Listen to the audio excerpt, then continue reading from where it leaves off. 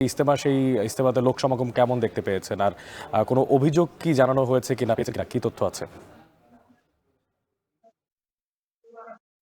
অনেক দ্বিতীয় পর্বের যে ইজতেমার সেটির আনুষ্ঠানিকতা চলছে এবং এই যে ১৬০ একরের যে তুরাগ সেটির যে মূল সামিয়ানা, এই সামিয়ানার নিচে ইমানের মেহনত করছেন ধর্মপ্রাণ মুসল্লিরা। এবং আমরা দেখছিলাম যে বাদ জোহর যখন এই ইজতেমার দ্বিতীয় পর্বের আনুষ্ঠানিকতা শুরু হয়, তারপর থেকেই মূলত যে তাবলিগ জামাতের যারা শীর্ষ ওলামায়ে কেরামগণ রয়েছেন, মুরব্বীরা রয়েছেন, তারা কিন্তু বক্তব্য দিচ্ছেন, বিভিন্ন ধরনের ধর্মীয় যে বয়ানগুলো রয়েছে সেই বয়ানগুলো করছেন এবং সেই বয়ানগুলো খুব মনোযোগ সহকারে ধর্মপ্রাণ মুসল্লিরা শুনছেন।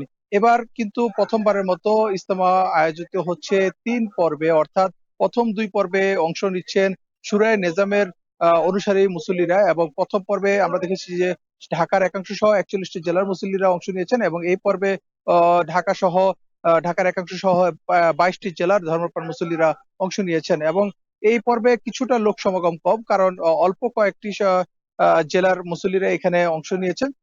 তাই ভিড় তেমন একটি নেই এবং মুসল্লিদের মধ্য থেকে অভিযোগ খুব একটা পাওয়া যাচ্ছে না। তবে একটি অভিযোগ করেছেন, সেটি হচ্ছে মশার উপদ্রব।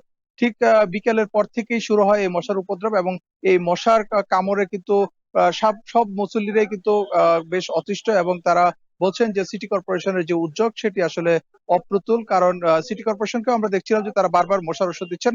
তবে খুব একটাতে কাজে দিচ্ছে না।